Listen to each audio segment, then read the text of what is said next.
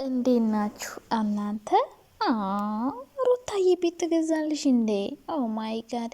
የእውነት እየተለያዩ ነው እነዚህ ልጆች ጋይስ። እኛ አብረው ሊኖሩ ነው እንላለን፣ እነሱ ደግሞ የበለጠ ልዩነታቸውን ያሰፋሉ።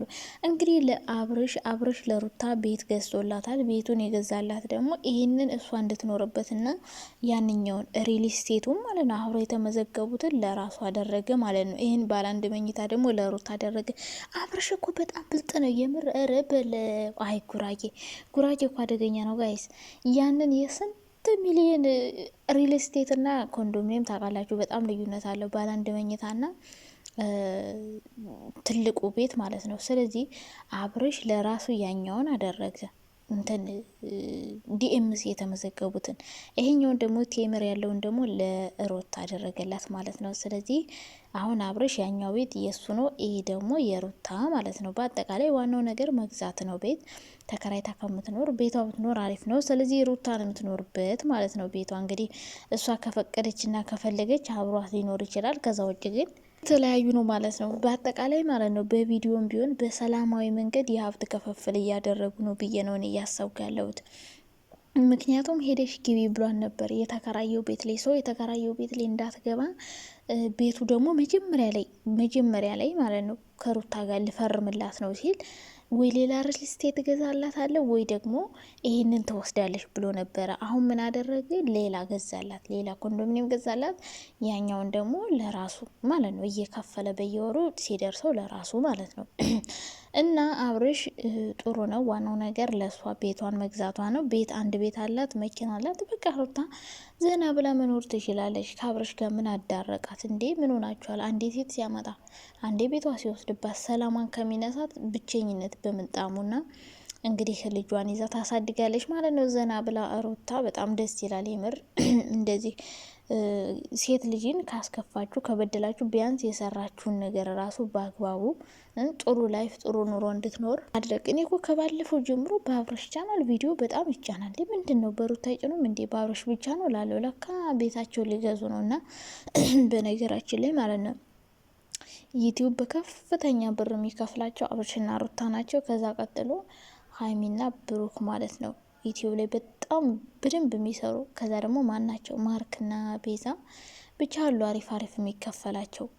ግን አንደኛ አብርሽ ነው። ከዛ ብሩኬና ሀይሚ፣ ከዛ ማርክ፣ ቤዛ ምናምን እያሉ ይወርዳል። እነ ፍቅር እነ ቶፊቅ ምናምን። በአጠቃላይ ደስ ብሎኛል የምር ለሩታ ቤት ስለገዛላ ማለት ነው። ምክንያቱም የእሱ ልጅ ይዛ የእሱ ልጅ ወልዳ እንደዛ ሆዷን እየከፋች ራሱ ቪዲዮ ትሰራ ነበረ። ምክንያቱም ያለሱ አይሆንላቸውም፣ ያለሷ ዩቲዩብ አይታይላቸውም። ወለ አቤላ ወለ ብሩክ ወለ ኩሉ። ኧረ ብሩክ መጣህ እንዴ? እሳይ አይንሽ ነው በላይ መጥቶ ነው እንዴ ብሩክ? በፈጣሪ ስም ሄርሜላና አብርሽን ቀለበት ላስር ነው እያለ እንዴ ነገሩ። አሁን ለሩታ ቤት ሰጥተው ሩታን ከቤቷ ካስገባ በኋላ አብርሽ እንዳይወቀስ ማለት ነው ከሄርሜላ ጋር ተመልሶ ሄዶ ይጋጋጣል። አሁን ማለት ነው አብርሽ ማለት ነው ሩታ ጋር ቢሆንም ባይሆንም ሴት አይተውም አብርሽ። እኔ ሩታ ይሄን ነገር ይተዋል ብላ አብሮ ከሆነች ነገም ሴት ማምጣቱ አይቀርም። ስለዚህ ከቤቷ ብቻዋን መኖር ያሰበች ይመስለኛል። እሷ በቃ ቆርጣለች። ከአብርሽ ጋር ለመኖር የፈለገች አይመስለኝም። አሁን በቃ በአጠቃላይ የንብረት ክፍፍል ነው እያደረጉ ያሉ በእኛ ፊት በቪዲዮ ማለት ነው። እና ጉበዝ አይደሉ? ከሰራን አይቀር ለምን በቪዲዮ አይሆንም ብለው ነው። እና ያው አንድ መኪና አለት፣ አንድ መኪና አለው፣ አንድ ቤት አለት፣ አንድ ቤት አለው። ካላስ ጨረሱ በቃ ተለያዩ። ልጃቸው ብቻ ነው ማለት ነው መሀል ላይ ያለው። እና ብዙዎቻችሁ ግን አብረው ሊኖሩ መስሏችሁ በጣም ነው ደስ ያላችሁ። እንግዲህ አብረው ሊኖሩም ላይኖሩም ይችላሉ፣ እኔ እርግጠኛ አይደለሁም። ግን አብረሽ እያደረገ ያለው ባለፈው የተናገረውን ነው። ሪል ስቴቱን ወይ ለኔ ያደርጋለሁ ወይ ለሷ ሰጣታለሁ። እንግዲህ እሷ ምናልባት አልፈልግም ብላ ከሆነ ሌላ ገዝቶላት ነው ማለት ነው። ስለዚህ ለሷ በእርግጥ ይሄ ነው የሚጠቅመው። ምክንያቱም አሁን ትኖርበታለች፣ በየወሩ አትከፍልም ምናምን ሰው ጥሩ ነው ያደረገ ብዬ ነው የማስበው። አብርሽ ግን እኔ በጣም እየፈራሁ ነው የእውነት፣ እየተለያዩ እየመሰለኝ ነው። ምክንያቱም እኔ አብረው እንዲሆኑ ምናምን ነው ደስ የሚለኝ ምንም ቢሆን ማለት ነው። ሩታ በፊት ስህተት ብትሰራም አሁን ግን አብረው ቢሆኑ በጣም አሪፍ ነው። ከሄርሜላ ሩታ 3-4 እጅ ትሻለኛለች።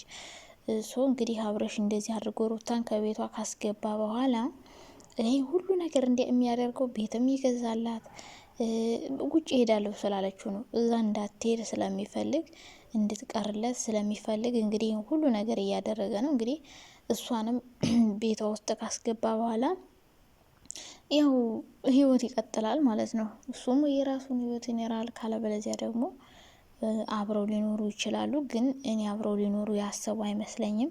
እያደረጉ ያሉት ሰላማዊ የሀብትና የንብረት ክፍፍል ነው ብዬ ነው የማስበው።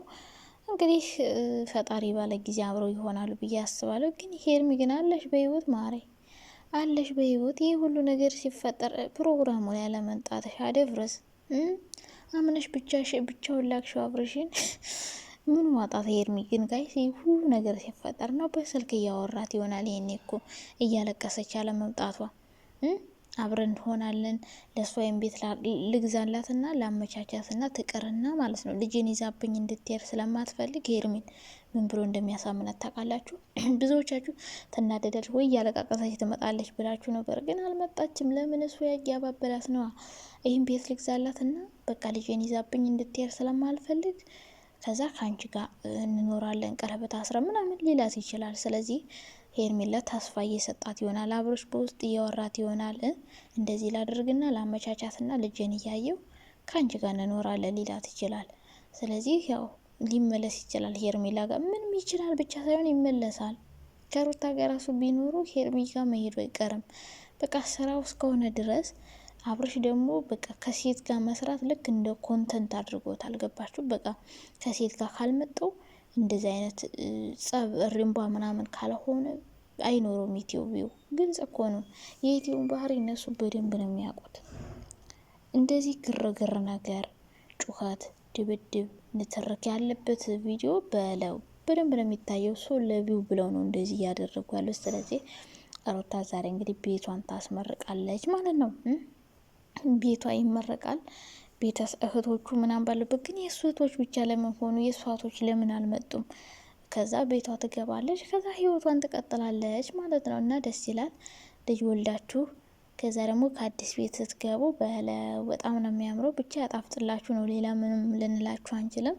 ከዛ ውጭ ግን እኔ ካብርሽ የምማረው ነገር ቢኖር ማንም ሰው ከሰራ ይቀየራል። ሲቀጥል ደግሞ እግዚአብሔር የምንቀየርበትን ነገር በምን ምክንያት እንደሚያመጣላችሁ አታውቁትም። እና መቀየሩ መስራቱ ጉብዝናውን ሳላደንቅለት አላልፍም። ግን አንዳንዴ የሆነ በቃ የሚደብር ነገር ይሰራል። በተለይ ከሴት ጋር የሚያደርገው ነገር፣ በፈጣሪ ስም ሴት የሚቀይረው ነገር፣ በቃ ሴት ባቀፈችው ቁጥር የሚሽለጣለጠው ነገር እና ይሄ ነገሩ ነው እንጂ ማለት ነው። በቃ ሰው ከሰራ በደንብ እንደሚቀየር ያሳየን ሰው ነው። አርአያም የሆነን ሰው ነው ብዬ አስባለሁ። እንደ አብርሽ የሱን እንትን ተከትሎ የሚሰራ ሰው ቢኖር እንደሱ ማይቀየር በምን ምክንያት የለም። ግን ስራውን ሳይሆን ጥንካሬውን ምናምን በቃ በጣም ነው የሚጥረው፣ በጣም ነው የሚገራው። በቃ ለመፈመስ የማይጋጋጠው የማይሆነው ነገር የለም።